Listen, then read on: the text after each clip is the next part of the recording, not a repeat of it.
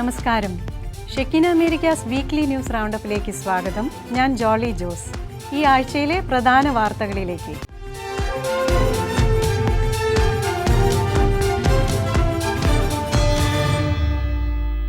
രജത ജൂബിലി നിറവിൽ Chicago zero Malabar രൂപത ഒരു വർഷം നീണ്ടു നിൽക്കുന്ന ജൂബിലി ആഘോഷങ്ങൾക്ക് Chicago saint Thomas Syro Malabar cathedral ദേവാലയത്തിൽ മാർച്ച് 22 ശനിയാഴ്ച തുടക്കമായി. സിൽവർ ജൂബിലി ആഘോഷിക്കുന്ന അവസരത്തിൽ വളർച്ചയുടെ അടുത്ത ഘട്ടത്തിലേക്ക് കടക്കുവാനും സമൂഹത്തിന് ഉപകാരപ്രദമായ പ്രവർത്തനങ്ങൾ വിഭാവനം ചെയ്യുവാനും രൂപത അധ്യക്ഷൻ മാർ ജോയ് ആലപ്പാട്ട് ആഹ്വാനം ചെയ്തു. അമേരിക്കയിലെ സീറോ മലബാർ വിശ്വാസികളുടെ നിരന്തരമായ പ്രാർത്ഥനയുടെയും അഭ്യർത്ഥനയുടെയും ഫലമായി 2001 മാർച്ച് 13 രൂപീകൃതമായ ചിക്കാഗോ സീറോ മലബാർ രൂപത സിൽവർ ജൂബിലി നിറവിൽ. വിശുദ്ധ ജോൺ പോൾ രണ്ടാമൻ മാർപ്പാപ്പയുടെ ആശീർവാദത്തോടെ ഇന്ത്യക്ക് പുറത്ത് സ്ഥാപിതമായ ആദ്യ സീറോ മലബാർ രൂപത എന്ന വിശേഷണവും ചിക്കാഗോ രൂപതയ്ക്ക് സ്വന്തം. ഒരു വർഷം നീണ്ടു നിൽക്കുന്ന ജൂബിലി ആഘോഷങ്ങൾക്ക് മാർച്ച് 22 ശനിയാഴ്ച തുടക്കമായി. Chicago saint Thomas Syro Malabar cathedral ദേവാലയത്തിൽ രൂപതാധ്യക്ഷൻ മാർ ജോയ് ആലപ്പാട്ട്, രൂപതയുടെ പ്രഥമ ബിഷപ്പ് മാർ ജേക്കബ് അങ്ങാടിയത്ത് എന്നിവരുടെ മുഖ്യ കാർമ്മികത്വത്തിൽ നിരവധി വൈദികർ ചേർന്നർപ്പിച്ച കൃതജ്ഞതാബലിക്ക് ശേഷം നടന്ന പ്രൗഢോജ്വലമായ ചടങ്ങിൽ ബിഷപ്പ്മാർ ജോയ് ആലപ്പാട്ട് ജൂബിലി ആഘോഷങ്ങൾ ഉദ്ഘാടനം ചെയ്തു. തദ്വസരത്തിൽ രൂപതയുടെ ബിഷപ്പ്മാർ ജേക്കബ് അങ്ങാടിയത്തിന്റെ മിത്രാഭിഷേക സിൽവർ ജൂബിലിക്കും തുടക്കം കുറിച്ചു. കഴിഞ്ഞ 25 വർഷം ലഭിച്ച ദൈവകൃപയ്ക്ക് നന്ദി പറയുന്നതിനോടൊപ്പം തന്നെ രൂപതയുടെ തുടക്കകാലത്ത് നേതൃത്വം നൽകിയ മാർ അങ്ങാടിയത്തിനെയും അക്കാലത്ത് സേവനം ചെയ്ത വൈദികരെയും നന്ദിയോടെ സ്മരിക്കുന്നതായി മാർ ആലപ്പാട്ട് പറഞ്ഞു. കഴിഞ്ഞ 25 വർഷം ലഭിച്ച ദൈവകൃപയ്ക്ക് നന്ദി പറയുന്നതിനോടൊപ്പം രൂപതയുടെ തുടക്കകാലത്ത് നേതൃത്വം നൽകിയ മാർ അങ്ങാടിയത്തിനെയും അക്കാലത്ത് സേവനം ചെയ്ത വൈദികരെയും നന്ദിയോടെ സ്മരിക്കുന്നതായി മാർ ആലപ്പാട്ട് പറഞ്ഞു. മാർ അങ്ങാടിയത്തിന്റെ ത്യാഗോജ്വലമായ പ്രവർത്തനം കൊണ്ടും നേതൃത്വ പാഠവും കൊണ്ടുമാണ് ചിക്കാഗോ രൂപതയ്ക്ക് ചുരുങ്ങിയ കാലം കൊണ്ട് അമേരിക്കയിൽ ശക്തമായി വേരുറപ്പിക്കാൻ കഴിഞ്ഞത്. ഇന്ന് 50-ൽ പരം ഇടവകകളും 37 മിഷനുകളുമുള്ള ചിക്കാഗോ രൂപതയുടെ കീഴിൽ 70ഓളം വൈദികർ സേവനം ചെയ്യുന്നു. 1 ലക്ഷത്തോളം വിശ്വാസികൾ ചിക്കാഗോ രൂപതയിലുണ്ട്. അതുപോലെ 10,000-ലധികം കുട്ടികൾ വിവിധ ഇടവകകളിലായി സൺഡേ സ്കൂളുകളിൽ പഠിക്കുന്നു. കഴിഞ്ഞ 25 വർഷം കൊണ്ട് ധാരാളം ദൈവവിളികൾ ചിക്കാഗോ രൂപതയിൽ നിന്നുമുണ്ടായി.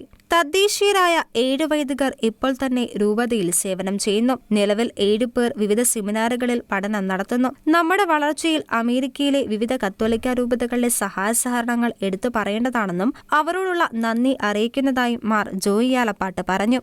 സിൽവർ ജൂബിലിയുടെ ഭാഗമായി ഇടവക തലത്തിലും രൂപതാ തലത്തിലും 1 വർഷം നീണ്ടു നിൽക്കുന്ന വിവിധ കർമ്മ പദ്ധതികൾക്ക് രൂപം നൽകി വരുന്നു.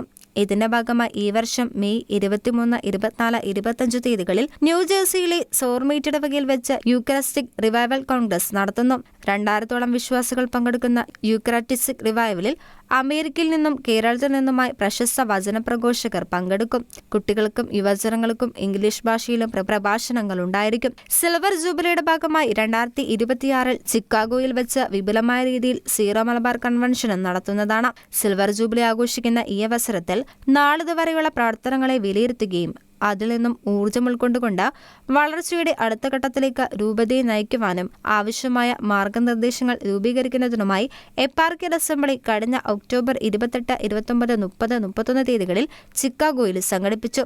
രൂപതയുടെ മുന്നോട്ടുള്ള പ്രയാണം, പുതിയ കാലഘട്ടത്തിലെ വെല്ലുവിളികൾ നേരിടുന്നതിനുള്ള പദ്ധതികൾ, രൂപതയുടെ ആത്മീയവും ഭൗതികവുമായ വളർച്ച, കുട്ടികളുടെ വിശ്വാസ പരിശീലനം, അവരെ വിശ്വാസത്തിൽ അടിയുറച്ച് നിലനിർത്തുക തുടങ്ങിയ വിവിധ മേഖലകളിൽ സ്വീകരിക്കേണ്ട മാർഗനിർദ്ദേശങ്ങളടങ്ങിയ രൂപരേഖ സിൽവർ ജൂബിലി ഉദ്ഘാടന വേദിയിൽ ബിഷപ്പ്മാർ ജോയ് ആലപ്പാട്ട് പുറത്തിറക്കി. Chicago saint Thomas Syro Malabar cathedral ദേവാലയത്തിൽ നടന്ന ചടങ്ങുകളിൽ വിവിധ ഇടവകളിൽ നിന്നുള്ള പ്രതിനിധികൾ ഉൾപ്പെടെയുള്ള വലിയൊരു വിശ്വാസി സമൂഹം പങ്കെടുത്തു. വികാരി ജനറൽമാരായ റവറർ ഫാദർ ജോൺ മേലേപ്പുറം, റവറർ ഫാദർ തോമസ് മുളവനാൽ, റവറർ ഫാദർ തോമസ് കടുകപ്പള്ളി, ചാൻസലർ റവറർ father George Danavelil, silver jubilee committee chairman Joseph Chamakkala, cathedral ദേവാലയ ട്രസ്റ്റുമാർ തുടങ്ങിയവർ ചടങ്ങുകൾക്ക് നേതൃത്വം നൽകി. അമേരിക്കയിലെത്തുന്ന വിദേശ വിദ്യാർത്ഥികൾക്ക് മുന്നറിയിപ്പുമായി സ്റ്റേറ്റ് സെക്രട്ടറി മാർക്കോ റൂബിയോ യൂണിവേഴ്സിറ്റികളിൽ ആക്ടിവിസം നടത്തുന്ന വിദ്യാർത്ഥികൾക്കെതിരെ കർശന നടപടി സ്വീകരിച്ച് പഠനവിസ റദ്ദാക്കുമെന്ന് മാർക്കോ റൂബിയോ വ്യക്തമാക്കി.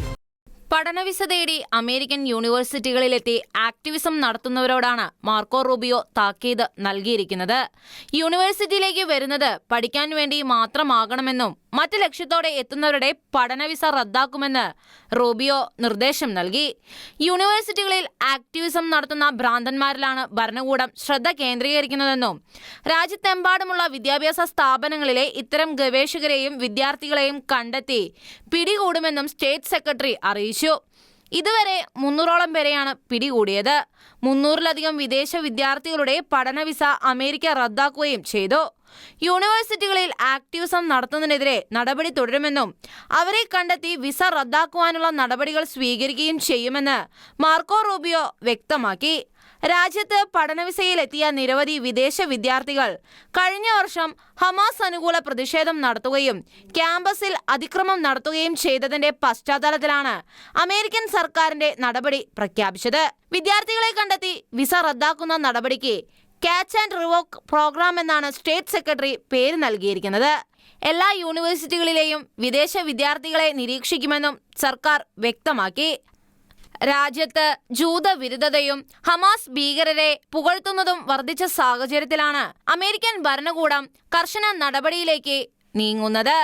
പുതിയ ആണവ കരാറിന് തയ്യാറായില്ലെങ്കിൽ ഇറാൻ സൈനിക പ്രത്യാഘാതങ്ങൾ നേരിടാൻ തയ്യാറായിക്കൊള്ളാൻ അമേരിക്കയുടെ മുന്നറിയിപ്പ്. ഇറാനെ അനാവശ്യമായി പിന്തുടർന്നാൽ മേഖലയിലെ US സൈനിക താവളങ്ങൾ ആക്രമിക്കുമെന്ന് ഇറാൻ തിരിച്ചടിച്ചു. ഇറാൻ പാർലമെന്റ് സ്പീക്കറാണ് US ആക്രമിക്കുമെന്നുള്ള മുന്നറിയിപ്പ് നൽകിയത്. ഈ മാസം ആദ്യമാണ് അമേരിക്കൻ പ്രസിഡന്റ് ഡൊണാൾഡ് ട്രംപ് ഇറാന്റെ പരമോന്നത മതനേതാവ് ആയത്തുള്ള അലി ഖമേനിക്ക് കത്തയച്ചത്. ഇതിൽ പ്രസിഡന്റ് ഡൊണാൾഡ് ട്രംപ് ഇറാനെ കൈകാര്യം ചെയ്യാനുള്ള 2 വഴികളാണ് ചൂണ്ടിക്കാട്ടിയത്. ഒന്ന്, സൈനിക നടപടി, അതുമല്ലെങ്കിൽ ഇറാൻ പുതിയ ആണവ കരാറിൽ എത്തിച്ചേരുക എന്നതായിരുന്നു. ഇതിനുശേഷം ഇറാൻ പിന്തുണയുള്ള യമനിലെ ഹൂത്തികളെ ഉപയോഗിച്ച് അമേരിക്കയ്ക്കും ഇസ്രായേലിനുമെതിരെ നിരന്തര ആക്രമണങ്ങളാണ് ഇറാൻ നടത്തിയത്. ഇതിനെതിരെ അമേരിക്ക കനത്ത രീതിയിലുള്ള പ്രത്യാക്രമണമാണ് യമനിലെ ഹൂത്തികളുടെ കേന്ദ്രങ്ങളിൽ നടത്തിയത്. ഇപ്പോൾ അമേരിക്കയ്ക്കെതിരെ യുദ്ധ ആഹ്വാനവുമായി Iranian parliament speaker Mohammad Ghalibaf രംഗത്തെത്തിയിരിക്കുകയാണ്. അമേരിക്ക ഇറാനെ ആക്രമിക്കുകയാണെങ്കിൽ മുഴുവൻ മേഖലയും ഒരു വെടിമരുന്ന് കൂമ്പാരത്തിൽ തീപ്പൊരി വീണാലുണ്ടാകുന്നത് പോലെ പൊട്ടിത്തെറിക്കുമെന്ന് പാർലമെന്റ് സ്പീക്കർ മുഹമ്മദ് ഖാലിബാഫ് പറയുന്നു. അതുപോലെ അമേരിക്കയും അവരുടെ സഖ്യകക്ഷികളുടെയും താവളങ്ങൾ സുരക്ഷിതമായിരിക്കില്ല എന്നതും ഇസ്രായേലിനെ പേരെടുത്തു പറയാതെ അദ്ദേഹം ആക്രമണ ഭീഷണി മുഴക്കുന്നു. അതേസമയം ട്രംപ് ആയത്തുള്ള അലി ഖമേനിക്ക് അയച്ച സന്ദേശം വഞ്ചനാപരമെന്നും സമ്മർദ്ദ നയം മാറ്റുന്നില്ലെങ്കിൽ ചർച്ചകൾ അസാധ്യമാണെന്നും ഇറാൻ വിദേശകാര്യമന്ത്രി അബ്ബാസ് അരക്ചി പറഞ്ഞു. ട്രംപിന്റെ കത്ത് ഇറാൻ പരിശോധിക്കുകയും അതിനുള്ള മറുപടി ഒമാൻ വഴി നൽകിയെന്നും ട്രംപിന്റെ കത്തിൽ ഭീഷണികൾ ഉണ്ടെങ്കിലും നയതന്ത്രത്തിന്റെ വാതിൽ തുറന്നിട്ടിരിക്കുകയാണെന്നും അബ്ബാസ് അരക്ചി കൂട്ടിച്ചേർത്തു. അമേരിക്കൻ താക്കീതിന് മറുപടിയുമായി കഴിഞ്ഞ ദിവസമാണ് ഇറാൻ സൈനിക മേധാവി ഇറാന്റെ ഭൂഗർഭ മിസൈൽ സിറ്റി വെളിപ്പെടുത്തുന്ന ദൃശ്യങ്ങൾ പുറത്തുവിട്ടത്.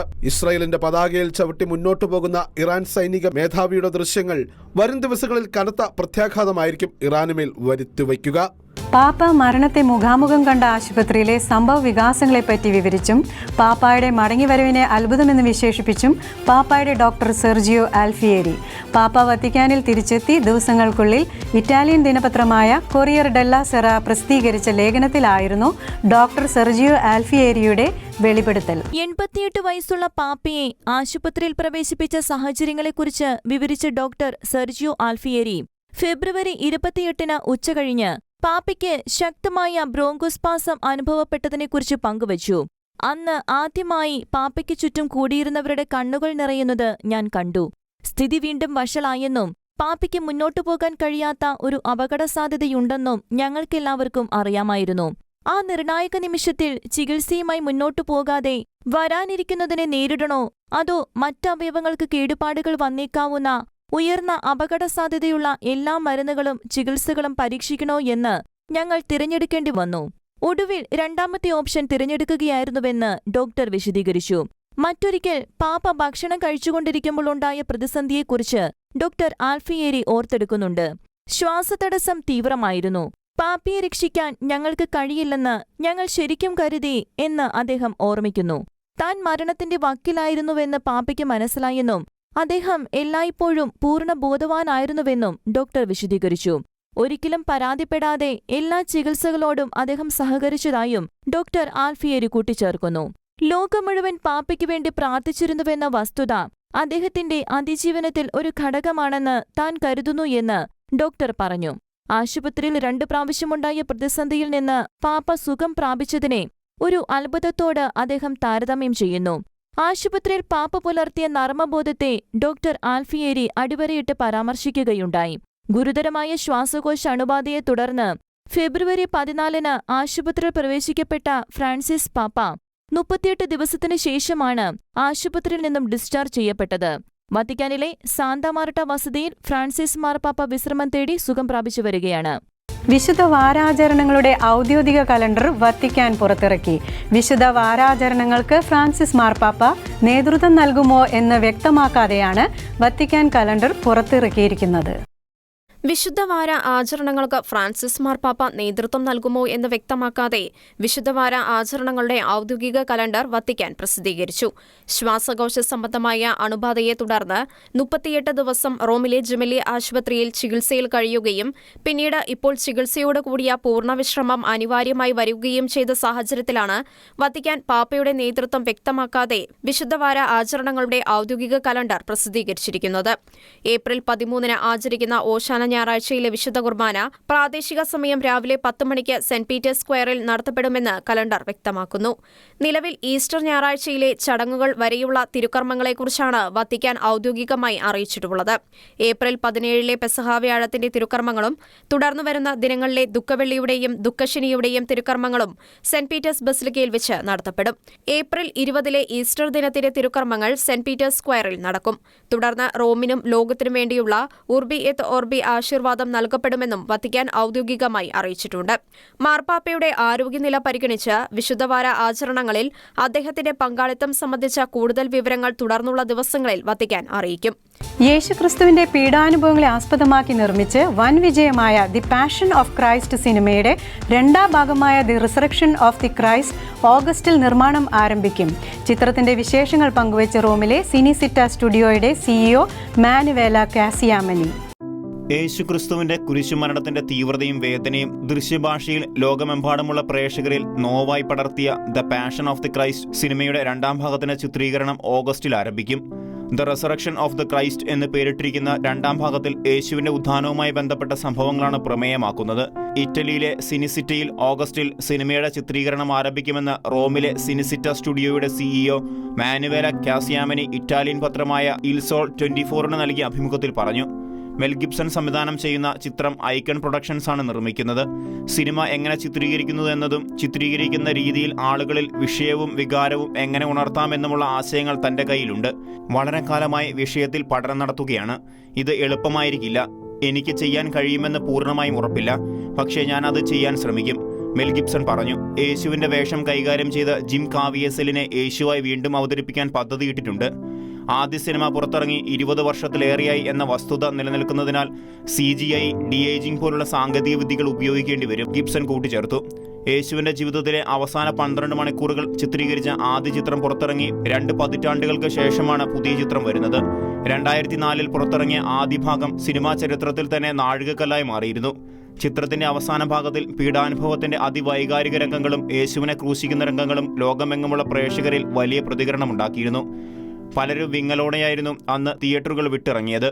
$30 ദശലക്ഷം ചിലവിൽ നിർമ്മിച്ച സിനിമ ആഗോളതലത്തിൽ $611 ദശലക്ഷം വാരിക്കൂട്ടിയത്.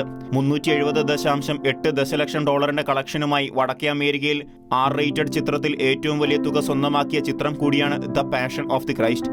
ഇതിന്റെ 2ാം ഭാഗത്തിനായി ആകാംക്ഷയോടെ കാത്തിരിക്കുകയാണ് ക്രൈസ്തവ ലോകം. യാക്കോബായ സുറിയാനി ഓർത്തഡോക്സ് സഭയുടെ ശ്രേഷ്ഠ കാതോലിക്കയായി അഭിഷിക്തനായ അഭിവന്ദ്യ ബസേലിയൂസ് ജോസഫ് തിരുമേനിയുടെ ആത്മീയ നേതൃത്വം യാക്കോബായ സഭയ്ക്കും പൊതുസമൂഹത്തിനും കൂടുതൽ അനുഗ്രഹത്തിന് കാരണമാകട്ടെ എന്ന് സീറോ മലബാർ സഭ major archbishop Mar Raphael തട്ടിൽ.